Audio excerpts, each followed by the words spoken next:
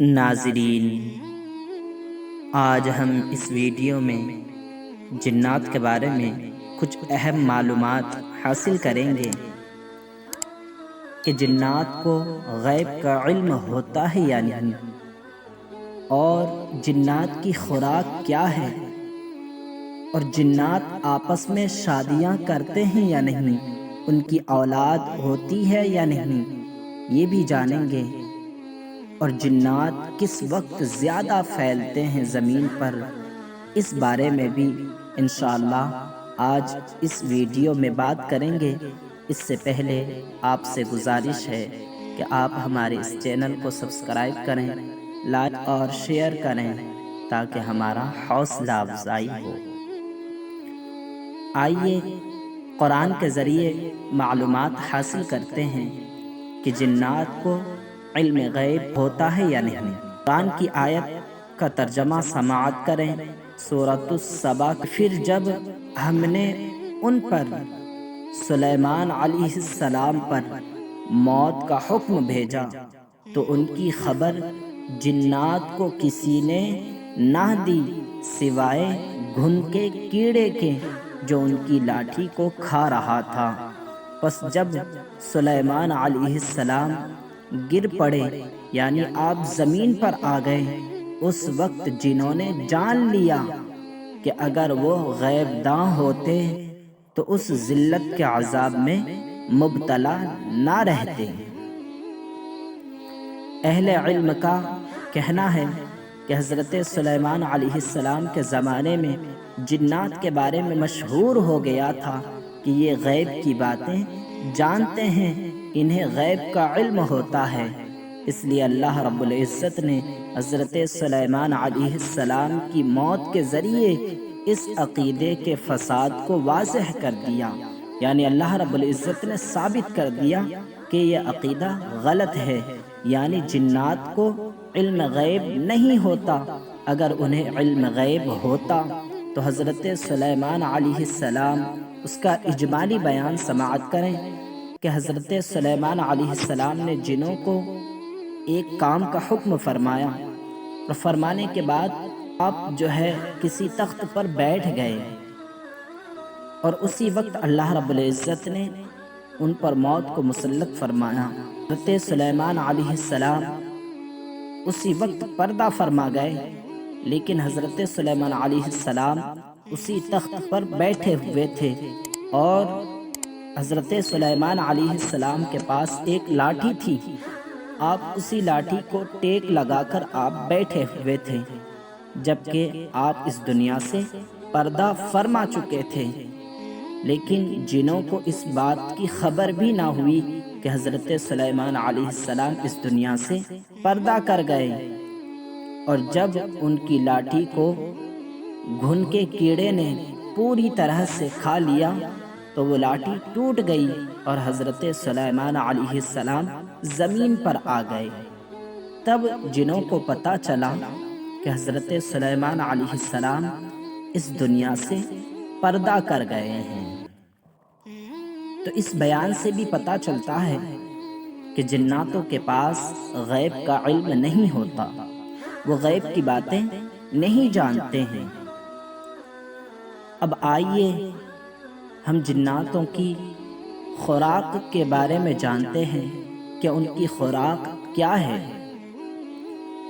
ایک حدیث شریف میں ہے کہ جنہوں نے رسول اللہ صلی اللہ تعالیٰ علیہ وسلم سے، یعنی جنات نے ہمارے آقا صلی اللہ تعالیٰ علیہ وسلم سے اپنی خوراک کے متعلق پوچھا تو آپ نے فرمایا کہ تمہاری خوراک ہر وہ ہڈی ہے کہ جس پر اللہ کا نام لیا گیا ہو، اور وہ تمہارے ہاتھ میں آتے ہی گوشت سے بھرپور ہو جائے گی، اور تمہارے جانوروں کا چارہ مینگنیاں ہیں، یعنی جانوروں کی مینگنیاں، ہمارے جانوروں کی مینگنیاں ان کے جانوروں کا چارہ ہے۔ پھر آپ صلی اللہ تعالیٰ علیہ وسلم نے صحابہ سے فرمایا کہ تم ان دونوں چیزوں کے ساتھ استنجا مت کرو، کیونکہ یہ تمہارے مسلمان جن بھائیوں کی خوراک ہے۔ ایک حدیث شریف میں ہے کہ حضرت ابو ہریرہ رضی اللہ تعالی عنہ نے رسول اللہ صلی اللہ تعالی علیہ وسلم سے ہڈی اور گوبر سے استنجا کرنے کا سبب دریافت کیا تو ہمارے آقا صلی اللہ تعالی علیہ وسلم نے ارشاد فرمایا کہ وہ جنوں کی خوراک ہیں۔ میرے پاس نصیبین کے جنوں کا ایک وفد آیا، یعنی نصیبین کوئی جگہ کا نام ہو، وہاں سے جنوں کا ایک گروہ ہمارے آقا صلی اللہ تعالی علیہ وسلم کے پاس آیا تھا، اور کیا ہی اچھے جن تھے، یعنی ہمارے آقا صلی اللہ تعالی علیہ وسلم نے ارشاد فرمایا کیا ہی اچھے وہ جن تھے، تو انہوں نے مجھ سے توشہ مانگا۔ میں نے ان کے لیے اللہ سے یہ دعا کی کہ جب ہڈی یا گوبر پر ان کی نظر پڑے تو وہ ان کے لیے اس چیز سے کھانا ملے، یعنی جیسا کہ پہلی حدیث سے پتہ چلتا ہے کہ جب ہڈی جس پر اللہ کا نام لیا گیا ہو، وہ ہڈی جب ان کے ہاتھوں میں آتی ہے تو وہ گوشت سے بھرپور ہو جاتی ہے، اور ہمارے جانوروں کی مینگنیاں ان کے جانوروں کا جو ہے چارہ ہے۔ اور دوسری روایت میں آتا ہے ہمارے آقا صلی اللہ تعالی علیہ وسلم کا فرمان ہے کہ جب تم میں سے کسی کا کوئی لقمہ زمین پر گر جائے تو اسے صاف کر کے وہ کھا لے اور اسے شیطان کے لیے نہ چھوڑے۔ تو اس سے بھی پتہ چلتا ہے کہ جو لقمہ زمین پر گر جائے اور پھر اسے اٹھا کر نہ کھایا جائے تو وہ جنات کی خوراک بن جاتا ہے۔ اور بھی روایتوں کے اندر مذکور ہے کہ اگر کھانا کھاتے وقت بسم اللہ نہ پڑھی جائے تو جنات انسانوں کے کھانے میں بھی شریک ہو جاتے ہیں، جیسا کہ حضرت جابر رضی اللہ تعالی عنہ کا بیان ہے کہ میں نے نبی اکرم صلی اللہ تعالی علیہ وسلم کو فرماتے ہوئے سنا کہ جب آدمی اپنے گھر میں داخل ہوتا ہے اور داخل ہوتے وقت اللہ کا ذکر کرتا ہے، یعنی بسم اللہ پڑھ کر داخل ہوتا ہے،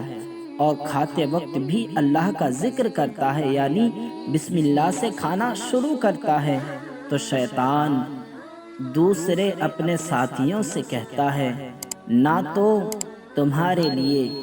یہاں رات کا قیام ہے، یعنی رات تم اس گھر میں ٹھہر نہیں سکتے کیونکہ اس میں بسم اللہ پڑھ کر داخل ہوا گیا ہے، اور نہ ہی رات کا کھانا، یعنی تم رات کا کھانا بھی اس گھر میں نہیں کھا سکتے۔ لیکن جب انسان گھر میں داخل ہوتے وقت اللہ کا نام نہیں لیتا تو شیطان کہتا ہے کہ تم نے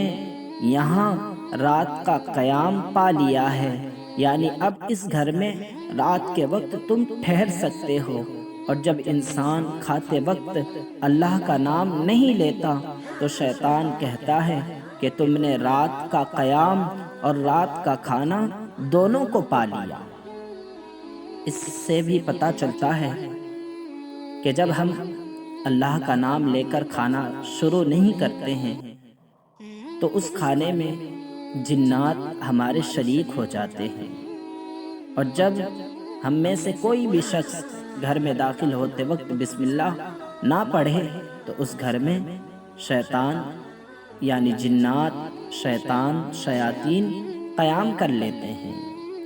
اسی لیے گزارش ہے کہ ہر وقت اپنے گھر میں داخل ہوتے وقت بسم اللہ شریف کا ورد کرتے رہیں، اور کھانا کھاتے وقت خاص کر کے بسم اللہ شریف پابندی سے پڑھا کریں۔ ناظرین،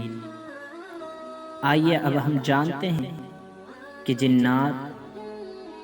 کن وقتوں میں زیادہ زمین پر پھیلتے ہیں۔ ایک حدیث سے معلوم ہوتا ہے کہ جب شام ہوتی ہے اور رات کا آغاز ہوتا ہے، یعنی شام کے بعد جب رات شروع ہونے جا رہی ہوتی ہے، اس وقت شیطان پھیل جاتے ہیں، لہٰذا اس وقت اپنے بچوں کو گھروں میں روکے روک لینا چاہیے اور بسم اللہ پڑھ کر گھروں کے دروازے بند کر دینے چاہیے، کیونکہ شیطان بند دروازہ کھول نہیں سکتے۔ ناظرین، اس حدیث سے پتہ چلتا ہے کہ جنات، شیطان شام کے وقت رات جب شروع ہو رہی ہوتی ہے اس وقت زمین پر زیادہ پھیل جاتے ہیں، اس لیے اس وقت اپنے بچوں کو گھر میں روک لینا چاہیے اور گھر کے دروازے، اور اگر آپ دروازہ بند نہیں کریں گے تو پردے کو ہی بسم اللہ شریف پڑھ کر جو ہے اس پردے کو صحیح کر دیں، اس سے بھی انشاءاللہ تعالی آپ کے گھر میں شیاطین داخل نہیں ہوں گے۔ اب آئیے ہم جانتے ہیں کہ جنات کی شادیاں ہوتی ہیں اور اولاد بھی ہوتی ہے یا نہیں۔ اس بارے میں بھی آئیے اللہ رب العزت کا فرمان قرآن عظیم سے ہم جانتے ہیں کہ جنات کی شادیاں ہوتی ہیں یا نہیں۔ سورہ کہف کی آیت ہے، اس کا ترجمہ آپ سماعت کریں کہ ابلیس جنوں میں سے تھا، اس نے اپنے رب کی نافرمانی کی، کیا پھر بھی تم مجھے چھوڑ کر اسے اور اس کی اولاد کو اپنا دوست بنا رہے ہو، حالانکہ وہ تم سب کا دشمن ہے۔ ناظرین کرام، اس آیت کے ترجمہ سے معلوم ہوا کہ شیطان کی اولاد ہے، اور یہ بات محتاج بیان نہیں، یعنی اس بات کو بیان کرنے کی ضرورت نہیں کہ اولاد بیوی سے ہی ہوتی ہے۔ امام شعبی رحمۃ اللہ تعالی علیہ فرماتے ہیں کہ ایک روز میں بیٹھا ہوا تھا، ایک آدمی نے آ کر مجھ سے پوچھا کہ کیا ابلیس کی بیوی ہے، تو میں نے یہ آیت تلاوت کی کہ جس کا آپ نے ترجمہ ابھی سماعت کیا ہے، وہی آیت انہوں نے تلاوت کی اور کہا کہ تمہیں علم ہے، تم جانتے ہو کہ اولاد صرف بیوی سے ہی ہوتی ہے۔ اس پر اس نے کہا کہ جی ہاں، اولاد صرف بیوی سے ہی ہوتی ہے۔ کہتے ہیں کہ جنات نر اور مادہ دونوں ہوتے ہیں، اور اس کی دلیل وہ روایت ہے کہ جس میں بیت الخلاء جاتے وقت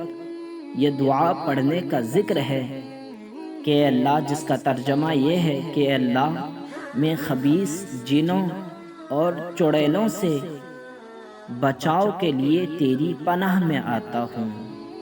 تو اس حدیث سے بھی پتہ چلتا ہے کہ جنات میں نر اور مادہ یعنی مرد اور عورت دونوں ہوتے ہیں۔ ناظرین کرام، آپ نے ان باتوں کو سماعت کیا اور جنات کے بارے میں آپ کو کچھ معلومات حاصل ہوئی۔ آپ سے گزارش ہے کہ اس ویڈیو کو اپنے عزیز و اقارب دوستوں تک ضرور شیئر کریں تاکہ انہیں بھی ان باتوں کا علم ہو، اور اگر ان کا بھی یہ عقیدہ ہے کہ جنات کو علم غیب ہوتا ہے تو انہیں بھی اپنے عقیدے کو سدھارنے کا موقع ملے۔ اور آپ سے گزارش ہے کہ نماز کی پابندی کرتے رہیں اور اپنی آخرت کو بہتر بنائیں۔